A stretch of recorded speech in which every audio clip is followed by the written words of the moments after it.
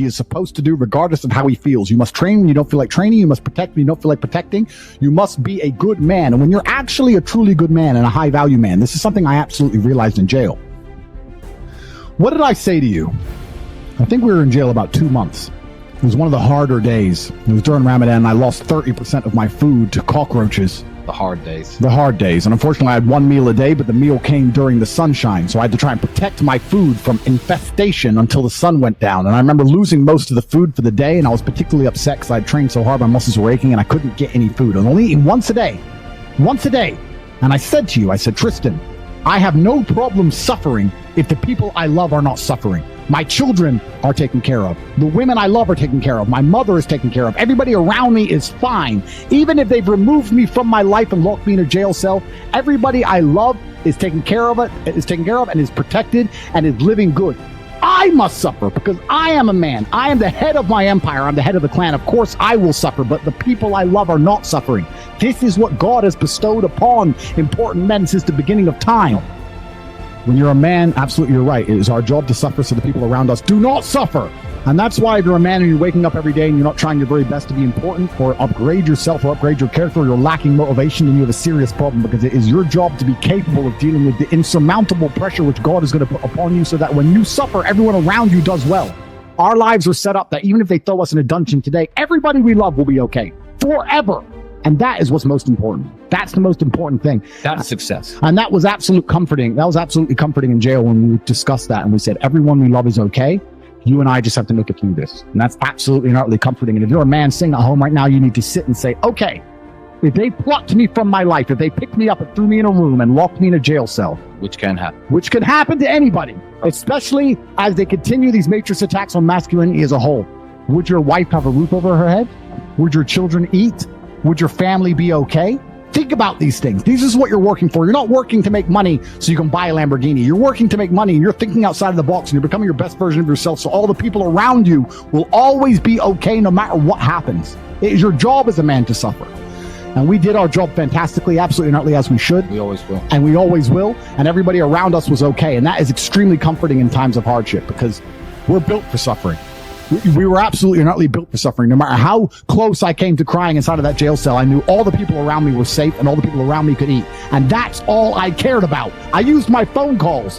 When I would call other people and they were asking me how I was, I'd say, we don't want to talk about me. How are you? Are you okay? Are you okay with the media pressure? Are you okay? Are your bills paid? Do you have money? Can you eat? I'm in a jail cell in Romania, making sure that everyone I love is okay. I don't need their support. I don't need them to sit and worry about me. I worry about them. I sat in a jail cell making sure I could fix the problems for the people I love outside in the free world from a dungeon. That is what a man does, and you must prepare and set up your life for that. You must be prepared to be plucked from life and understand that everybody around you who once relied on you will still be relying on you even when you sit in that jail cell. It's still up to you. You are still the man of the household. You are still the top G of your life. Only you. And if you don't pay the bills, who's going to do it? Your wife's just going to what? Go get a job, get like 5 jobs and raise your kids? How's she going to do that? You must be prepared for these things. That is what you're working for. So if you wake up every day as a man and you say, I don't have motivation to become strong, I don't want to work hard and get rich, I don't want to try and become financially free, what you're saying is that the second you disappear from your matrix controlled job, everyone who loves you and respected you and relied on you is going to starve. How can you live that way as a man? Absolutely and utterly unacceptable. Outstanding in the rain.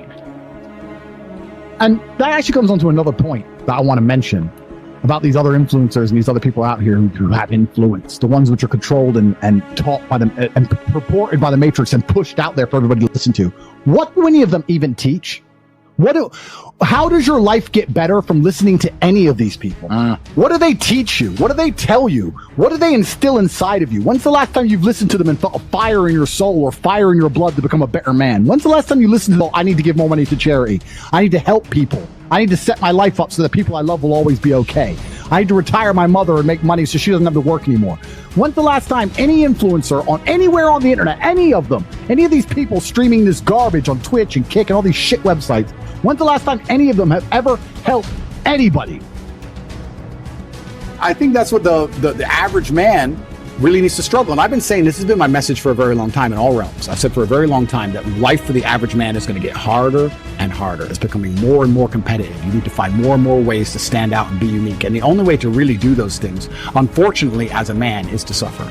And that's one of the reasons I'm kind of glad that God put me in jail, because if you look at anything that builds a man into a man, there's a degree of suffering. It's very hard to become a man and have a man who's respected and has stories and is capable when he only had a nice life and nice experiences. It's usually the things that made you the best version of you are usually the worst things that happen to you. So the demons I carry from jail, the fact that I can't sleep. The fact that I can't sleep, I've had girls say to me, you can't sleep, you need to see a psychiatrist. And I said, absolutely not. I would be furious if a psychiatrist walked in here and took my demons from me. I don't care if they could fix me with a click, they're mine. And they were bestowed to me by God. And they are mine to deal with, and they are mine to fix, because that's how I become a better version of me. I would be furious if someone took them away from me. I'm glad I can't sleep. Good, I can train endlessly. That's why I'm bigger than I've ever been. I'll train I'm not going to waste a minute. But all the demons that have been given to me by God and all the problems that have been given to me by God are mine to fix. I would never, ever allow anybody else to take them from me. I'd be furious. If a psychologist came in and said I could cure you, I'd say, no, thank you. I will cure myself. I don't care if it takes 10 years. I'll cure myself. That's my job. And I know that when that's done, I will be more mentally resilient than I ever would have been without jail. That's the whole point of it, right? So many men say, I want to be the man, but they don't want to suffer. They don't want to fight. And I don't understand why, because even if you look at a superhero movie, they tell you, even in superhero movies, they make it very clear. Batman's parents died. That's why he's Batman. All the bad things have to happen.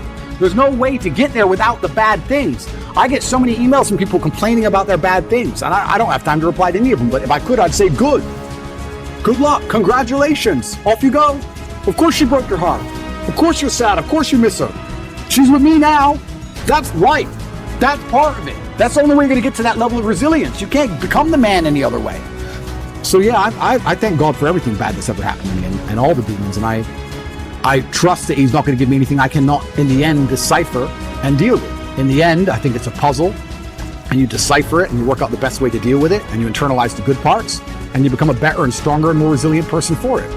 And so I have to thank God for every single one of them. Being average is not acceptable at all. It's not acceptable anymore, and it's not acceptable in the sexual marketplace, but it's also just not acceptable, I don't think, even in life anymore. Period. You have to diversify now so much to even protect yourself. The idea that you can just be a law-abiding citizen in a country and just work your job and be okay is gone.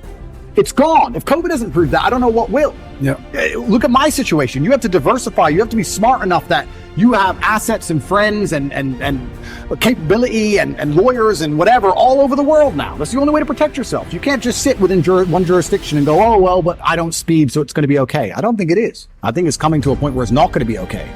My mother always says to me, I'm glad I'm not young. And I'm starting to say that now. I'm glad I'm not young. Because I'm telling you, it's going to be scary, right? Because the world is hyper-competitive. Every single thing in the world is competition. I don't think people realize I'm a hyper-competitive person because I understand that every single thing I want, somebody else wants. The girl I want, other people want. The car I want, other people want. The house I want, other people want. The lifestyle, the jet, every single thing you want, somebody else wants. It's a massive competition. As a man, you have two choices. You either accept that it's a massive competition and try and play the game, or you just try and pretend it's not a competition and live in perpetual failure. And it's going to become hyper-competitive, the world already is. You're not going to be able to compete with a person with a computer brain. So you're going to have it because you can't compete. Then once you have it, then who knows? Can they turn it off? I don't know. Can they turn you off? I don't know. Can they inject the slave mind programming directly through the chip? I don't know. That's scary. I would never want to do that, but it's going to get to a point where you're not even a person without it. You can't function without it. You're a second-class citizen without it. Do you deserve to be happy? Genuinely, every single person watching this, go look in the mirror after this stream, go into the bathroom, look in the mirror. Do you deserve to be happy? Look yourself in the eye. The answer is probably fucking not. You don't deserve it. Bam. When you're hungry, it's your body telling you need to eat some food. That's fine. You react to that. When you're depressed, your body's telling you need to change your life. And if you're feeling that for long periods of time and then not changing your life, well, then you don't deserve to be happy. You don't deserve it. Everything in life that is valuable must be earned. Peace of mind must be earned. Happiness must be earned. I'm happy because I earned it. I get to be top tier. Of course I'm fucking happy. I'm me. When I look at the lives of people who tell me they're depressed, I look at them and think, you know what? If I was you, I'd be fucking depressed. If I was you, I'd be depressed. So of course you're depressed because your life is shit. But whose fault is that? That you have to take some personal responsibility for it. And what they'll do is they'll try and outsource it. Well, I had a bad start, or this happened to me, that happened to me. World ain't fair. Suck it up, buttercup. Shit happens to everybody. I could sit here and be an unsuccessful piece of shit, and I got 10 stories to tell you why I have excuses to do exactly that. And here I am, top G. So that's life. That's life. You have to get shit done. So yeah, if you live in a depressive life, you're going to feel depressed. If you lived my life, you wouldn't feel depressed. So now you know what to fucking do. Now you're either going to get up and do it, or you're going to sit there and stay depressed. And that's why these people are so desperate to defend the idea that depression can't be solved. When you tell the world that depression can't be solved, what you're doing is absolving yourself from all responsibility. I no longer have to stand up and work hard and try and be something, because it doesn't matter how hard I work, because I'll be depressed anyway. They know that's a lie. They're just trying to fake. They're being ignorant on purpose to avoid doing the hard work. That's all it really is. I understood that physicality is important. It's the bottom line. It's the final decider. It's actually kind of interesting that a lot of these tech guys and tech people, they pretend physicality doesn't matter, and they make all this money, and they own Facebook and Amazon and whatever. But eventually they end up doing MMA like Zuckerberg, or taking testosterone replacement like Jeff Bezos. It gets to a point where you finally must accept the reality that your physicality and your mentality as a man are linked, and you cannot be happy and strong in your mind if you are weak in your body. You need to have a strong body to have a strong mind as a man. There's no way to escape it.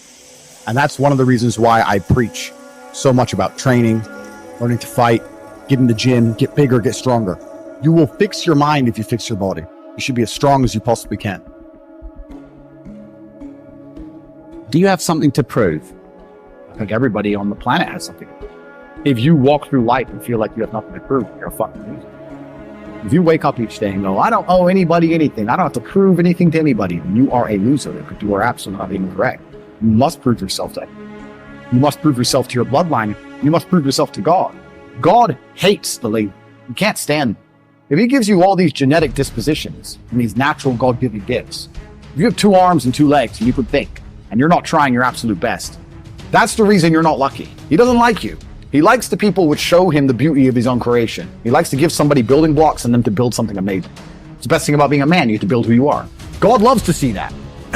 Those people, for some reason, seem to be enormously lucky, right? The person who goes, I don't have to prove anything to God. I don't owe all of my ancestors any effort. You know, for 5,000 years, people were dodging saber-toothed tigers and catching the plague and running from Genghis Khan just for my stupid ass to be born. I don't owe them anything. I don't owe them a thing. I want to play video games. These people are fucking losers. You should walk through Earth with force inside of you. If I walk, as I walked into this hotel setting, everybody, not because they know who I am, but because as I move, even if it's behind their head, people feel something. It's an energy that comes from brutal competence. That's what happens when a predator walks in a room. You pay attention next time you're in a restaurant. If a man who's truly dangerous walks in, nearly every other man kind of looks up at the same time. Feel it. You need to, or you don't survive. We've evolved with that to live. That's who I am. I couldn't imagine not being that. I've done that because I've been trying to prove myself to my lineage my entire life. I wake up every day with something to prove. I have hundreds of millions of dollars.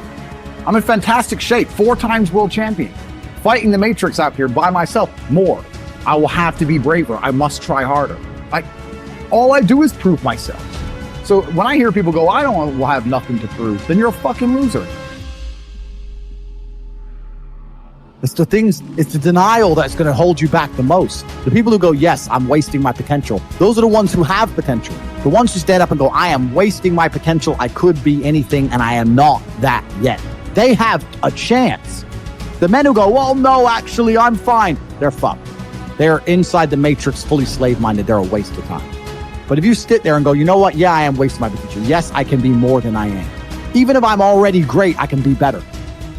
As good as I am, I still push myself to the limit every single fucking day. I have every single thing a man could possibly want. I'm still pushing myself. This is your prerogative as a man. But you need to be instilled with a sense of duty to your bloodline. You must want it. You need to want it deep inside your soul. I can't die as anything less than emperor. It's my destiny.